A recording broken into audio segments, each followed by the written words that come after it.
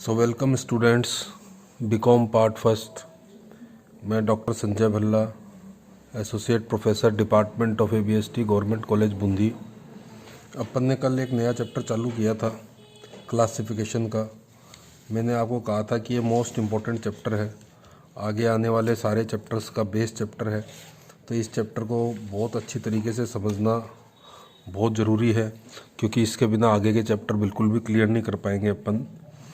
तो मैंने कल आपको वर्गीकरण का अर्थ बताया था, उद्देश्य बताए थे, और फिर यहाँ से अपनी प्रैक्टिकल पोर्शन चालू हुआ था कि श्रेणियों को 3 प्रकार से व्यवस्थित कर सकते हैं, यानी कि श्रेणियाँ 3 प्रकार की होती हैं। तो सबसे पहले आपको उन श्रेणियों की पहचान पता होनी चाहिए। आपको क्वेश्चन को देखते ही पता चल जाना चाहिए कि ये व्यक्तिगत श्रेणी का प्रश्न है या खंडित श्रेणी का या अखंडित श्रेणी का, क्योंकि हर श्रेणी के फार्मूले अलग अलग हैं, कैलकुलेशन करने के तरीके अलग अलग हैं। तो अगर आपने श्रेणी गलत पहचान ली तो सब कुछ इस सवाल में गलत हो जाएगा। इसलिए कल मैंने आपको बताया था व्यक्तिगत श्रेणी, इंडिविजुअल सीरीज़। तो इंडिविजुअल सीरीज़ की पहचान मैंने आपको ये बताई थी कि इस श्रेणी में प्रत्येक इकाई स्वतंत्र होती है और उसका मूल्य अलग अलग लिखा जाता है। और कल मैंने आपको एक उदाहरण से बताया था, वो उदाहरण मैं आपको फिर बताता हूँ। कल मैंने आपको ये वाले उदाहरण बताए थे, जैसे मार्क्स। ये कि एक कक्षा के 7 विद्यार्थी हैं।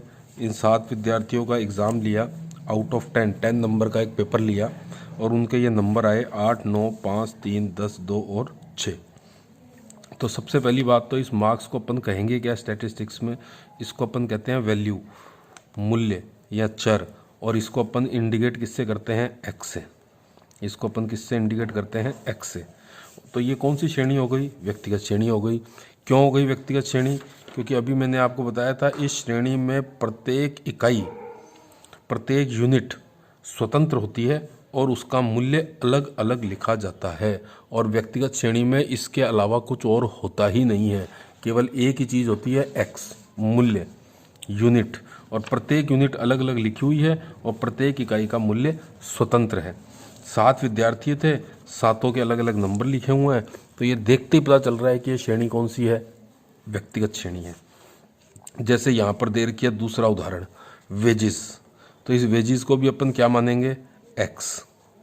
एक्स का मतलब मूल्य या चर। और ये वेजिस कितने वर्कर्स की है? 5 वर्कर की। 5 वर्कर्स थे, उनकी वेजिस दी हुई है 200 रुपये, 150 रुपये, 300 रुपये, 400 रुपये और 350 रुपये। तो ये कौन सी श्रेणी है? व्यक्तिगत। ये कौन सी श्रेणी है? व्यक्तिगत। प्रत्येक इकाई स्वतंत्र है, प्रत्येक इकाई का मूल्य अलग अलग लिखा हुआ है। और व्यक्तिगत श्रेणी में केवल एक ही चीज़ होती है, एक्स, मूल्य, चर।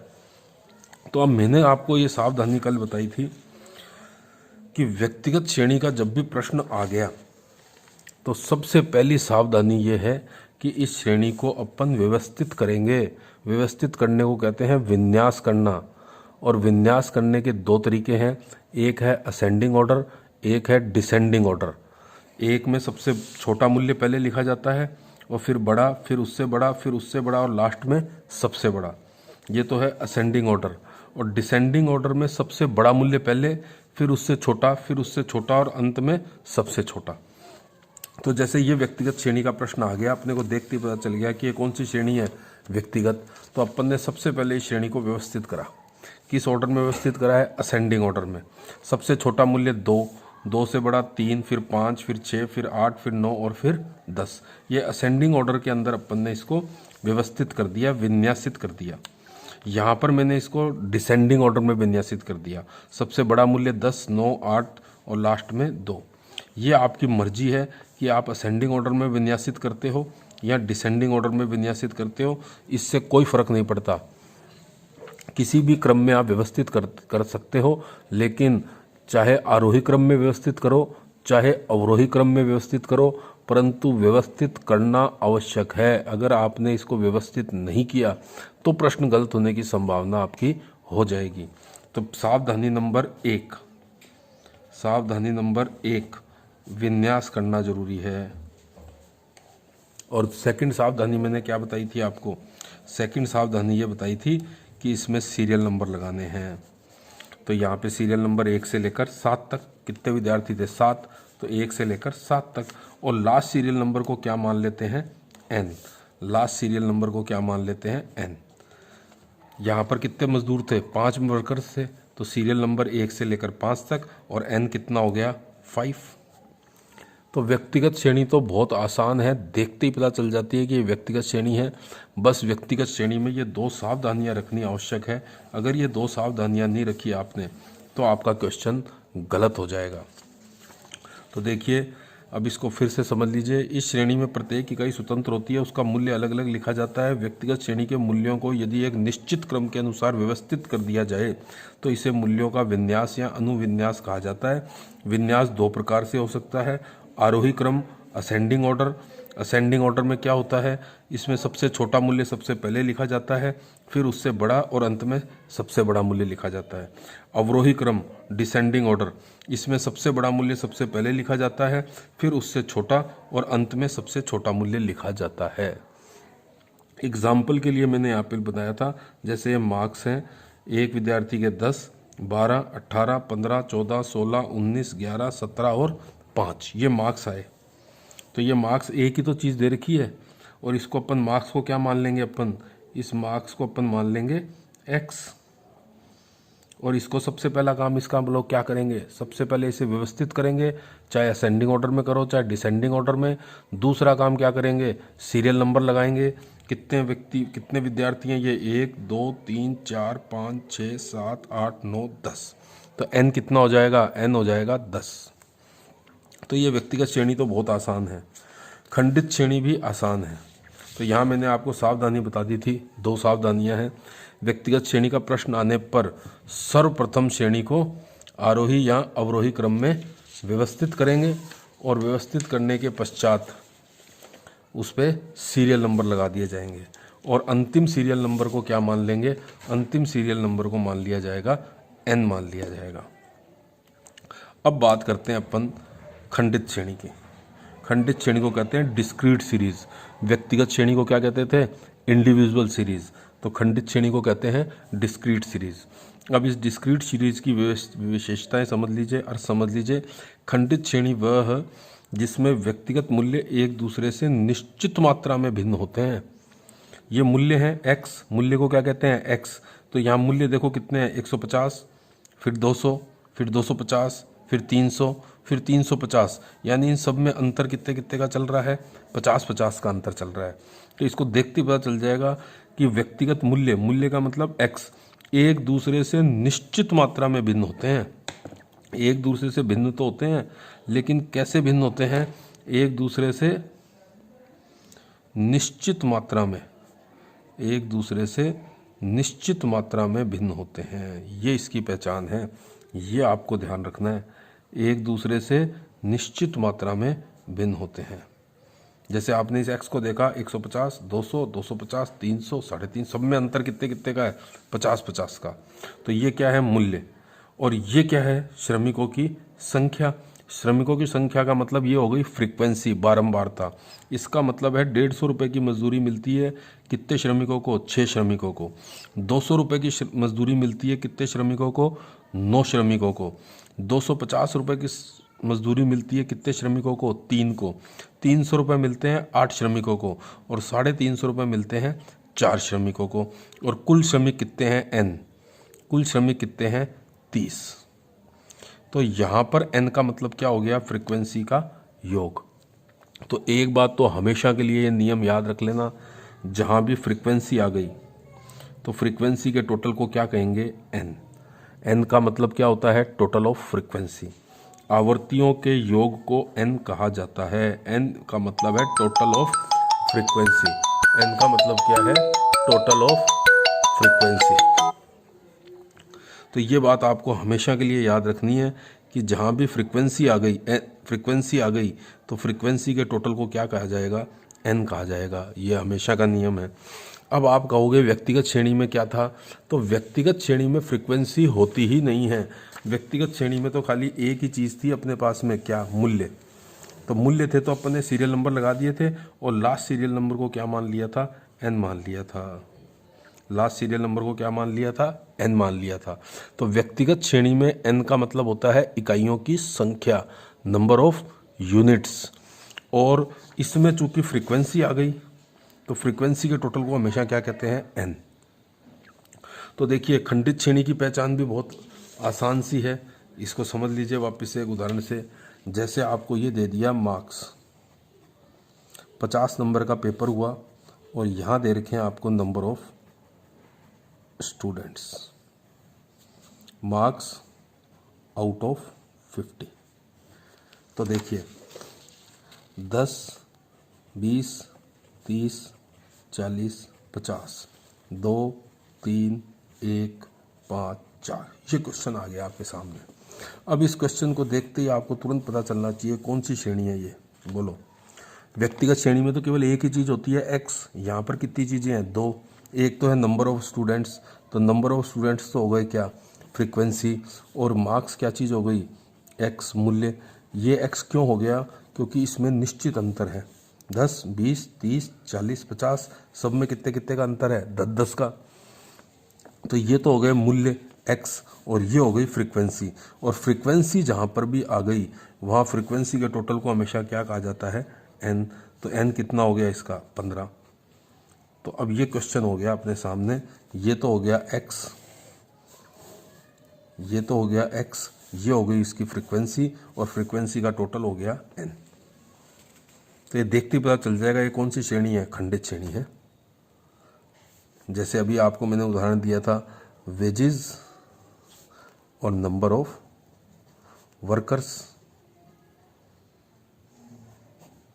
वेजेस दे रखी है 100 रुपये, 200 रुपये, 300 रुपये, 400 रुपये, 500 रुपये। नंबर ऑफ वर्कर्स दे रखे हैं 2, 3, 1, 4, 5। तो अब देखो इस क्वेश्चन को बताओ कौन सी श्रेणी है ये, पहले तो श्रेणी पता करते हैं कौन सी है। तो इस क्वेश्चन को देखते ही पता चलता है कि इसमें दो चीज़ें दे रखी हैं, एक तो वेजेस, एक नंबर ऑफ वर्कर्स। व्यक्तिगत श्रेणी में तो केवल एक ही चीज़ होती है, जिसको क्या कहते हैं, मूल्य या चर एक्स। यहाँ पर दो चीज़ें हैं, तो इसमें एक तो है एक्स, एक है फ्रीक्वेंसी। तो फ्रीक्वेंसी कौन सी है और एक्स कौन सा है, कैसे पता करोगे इस बात को। तो एक्स में अंतर कैसा होता है, समान अंतर होता है, बराबर बराबर अंतर होता है। तो देखो फ्रीक्वेंसी में तो बराबर बराबर अंतर नहीं है, 2 और 3 में 1 का अंतर है, 3 और 1 में 2 का अंतर है, 1 और 4 में 3 का अंतर है, 4 और 5 में 1 का अंतर है, और इसमें सब में कितने कितने का अंतर है, 100 का। तो ये तो हो गई अपनी x, इसको तो क्या मान लेंगे x, और नंबर ऑफ वर्कर्स को क्या मानेंगे, फ्रीक्वेंसी। और फ्रीक्वेंसी का टोटल कितना हो गया, 15। जहाँ भी फ्रीक्वेंसी आ गई तो उस फ्रीक्वेंसी के टोटल को हमेशा क्या मान लिया जाएगा, n मान लिया जाएगा। तो खंडित श्रेणी तो व्यक्तिगत श्रेणी से भी ज़्यादा आसान है। व्यक्तिगत श्रेणी की तो सीधी पहचान है कि केवल एक ही चीज़ दे रखी होगी x, लेकिन वहाँ पे सावधानी कितनी है, 2। कौन कौन सी 2 सावधानियाँ हैं, सबसे पहले व्यक्तिगत श्रेणी को आरोही या अवरोही क्रम में व्यवस्थित करेंगे, दूसरा काम सीरियल नंबर लगाएंगे, और लास्ट सीरियल नंबर को क्या मान लेंगे, n का मतलब क्या है, नंबर ऑफ यूनिट्स। खंडित श्रेणी की क्या पहचान है, खंडित श्रेणी की पहचान है कि जो x भी होगा और f भी होगा। पहली बात तो कितनी चीज़ें होंगी, उसमें 2 चीज़ें होंगी। व्यक्तिगत श्रेणी में कितनी चीज़ें थी, 1। खंडित श्रेणी में कितनी चीज़ें होंगी, 2, एक x और एक फ्रीक्वेंसी। और पता कैसे चलेगा ये खंडित श्रेणी है कि x में जो अंतर होगा वो अंतर कैसा होगा, बराबर बराबर अंतर होगा, समान अंतर होगा, उसको x मानेंगे। जिसमें समान अंतर नहीं होगा उसको फ्रीक्वेंसी मानेंगे। और जहाँ भी फ्रीक्वेंसी आ गई वहाँ फ्रीक्वेंसी के टोटल को क्या माना जाएगा, n का मतलब क्या होता है, टोटल ऑफ फ्रीक्वेंसी। n का मतलब क्या होता है, आवृत्तियों का योग। तो एक को x मान लेंगे, एक को फ्रीक्वेंसी मान लेंगे, फ्रीक्वेंसी के टोटल को n कह देंगे। तो खंडित श्रेणी भी बहुत आसान है, कोई भी इसमें दिक्कत नहीं है। अब तीसरे प्रकार की श्रेणी आती है अखंडित या सतत श्रेणी। इसको अंग्रेजी में कहते हैं कंटिन्यूअस सीरीज। और इस श्रेणी में मदों के मूल्यों का माप निश्चित ना होकर 2 संख्याओं के मध्य होता है। अतः कुछ ऐसे वर्ग को क्या कहते हैं, क्लास बना लिए जाते हैं जिनमें सम्मिलित होने वाली संख्याओं को वर्ग की आवृत्ति, क्लास फ्रीक्वेंसी यानी कि f के रूप में लिख दिया जाता है। तो देखिए अखंडित या सतत श्रेणी की तो सीधी पहचान है कि इस श्रेणी के अंदर 2 चीज़ें होंगी। व्यक्तिगत श्रेणी में भी कितनी चीज़ें थी, 2। अखंडित श्रेणी में भी कितनी चीज़ें होंगी? 2। कौन कौन सी 2 चीज़ें होंगी? एक तो होगी क्लास को कहते हैं वर्ग, और एक होगी उसकी फ्रीक्वेंसी। 2 चीज़ें होंगी अखंडित श्रेणी में। तो देखो मैंने इसमें क्या लिखा था आपको इसके अर्थ में, इस श्रेणी में मदों के मूल्यों का माप निश्चित ना होकर, यहाँ पर तो ये मूल्य थे, मूल्यों का माप निश्चित था, 10, 20, 30, 40, 50, 100, 200, 300, 400, 500 निश्चित था। लेकिन अखंडित श्रेणी में क्या है? मूल्यों का माप निश्चित ना होकर 2 संख्याओं के मध्य होता है। अतः कुछ ऐसे वर्ग बना लिए जाते हैं, क्लास बना ली जाती है, जिनमें सम्मिलित होने वाली संख्याओं को वर्ग आवृत्ति के रूप में, क्लास फ्रीक्वेंसी के रूप में लिख दिया जाता है। जैसे अब आपको यहाँ पर यूँ दे दिया क्वेश्चन मार्क्स, और यहाँ दे दिया नंबर ऑफ स्टूडेंट्स, और मार्क्स आपके सामने यूँ लिखे हुए हैं 0 से 10, 10 से 20, 20 से 30, 30 से 40 और 40 से 50, और नंबर ऑफ स्टूडेंट्स आपको दे दिए इस प्रकार से। ये आ गया आपके सामने क्वेश्चन। तो देखिए अब इस क्वेश्चन को, यहाँ पर खंडित श्रेणी में तो जो x होता है उस x में बराबर बराबर अंतर होता है और x के मूल्य निश्चित होते हैं। यहाँ पर क्या चीज़ आ गई? यहाँ मूल्य की जगह क्या चीज़ आ गई? मूल्य की जगह आ गए वर्ग। मूल्य की जगह क्या आ गए? वर्ग। वर्ग को अंग्रेजी में क्या कहते हैं? क्लास। जैसे 0 से 10 ये वर्ग है, ये 0 से 10 क्या है? वर्ग। 10 से 20, 10 से 20 क्या है? वर्ग। 20 से 30 ये भी क्या है? वर्ग। 30 से 40 ये भी क्या है? क्लास। 40 से 50 ये भी क्या है? क्लास। वर्ग कह दो चाहे क्लास कह दो, वर्ग को क्या कहते हैं? क्लास। तो इसका मतलब ये है 0 से लेकर 10 तक नंबर आने वाले विद्यार्थी कितने थे? 2। अब 0 से 10 के बीच में हो सकता है 8 नंबर हो, 7 नंबर हो, 6 नंबर हो, 5 नंबर हो। 10 से 20 नंबर आए ऐसे विद्यार्थी कितने थे? 3। और 20 से 30 के बीच में जिनके नंबर आए ऐसे विद्यार्थी कितने थे? 1। और 30 से 40 के बीच में जिनके नंबर आए ऐसे विद्यार्थी कितने थे? 4। और 40 से 50 के बीच में जिनके नंबर आए ऐसे विद्यार्थी कितने थे? 5। तो ये तो हो गई फ्रीक्वेंसी, नंबर ऑफ स्टूडेंट्स तो क्या हो गई? फ्रीक्वेंसी, और एक हो गया वर्ग। और फ्रीक्वेंसी जहाँ भी आ गई उसका टोटल क्या माना जाएगा? n। ये बात तो अपनी यही क्लियर हो गई थी कि खंडित श्रेणी में क्लियर हो गई थी कि जहाँ भी फ्रीक्वेंसी आएगी तो उस फ्रीक्वेंसी के टोटल को क्या माना जाएगा? n। तो अखंडित श्रेणी की पहचान तो सबसे आसान है कि इसमें 2 चीज़ें होंगी, एक तो होंगे वर्ग, एक होगी उस वर्ग की आवृत्ति, एक तो होगी क्लास, एक होगी उस क्लास की फ्रीक्वेंसी। खंडित श्रेणी की पहचान क्या थी? 2 चीज़ें होंगी, एक x और एक फ्रीक्वेंसी। और व्यक्तिगत श्रेणी की पहचान सबसे आसान है कि उसमें केवल एक ही चीज़ होगी, क्या? x, उसमें फ्रीक्वेंसी होती ही नहीं है। So thank you very much. इससे आगे की चीज़ अपन नेक्स्ट लेक्चर के अंदर करेंगे कि इस वर्ग के अंदर अब क्या क्या चीज़ें आती हैं, वर्ग विस्तार क्या होता है, मिड वैल्यू क्या होती है, लोअर लिमिट क्या होती है, अपर लिमिट क्या होती है, ये सारी चीज़ें अपन नेक्स्ट लेक्चर में डिस्कस करेंगे। Thank you very much.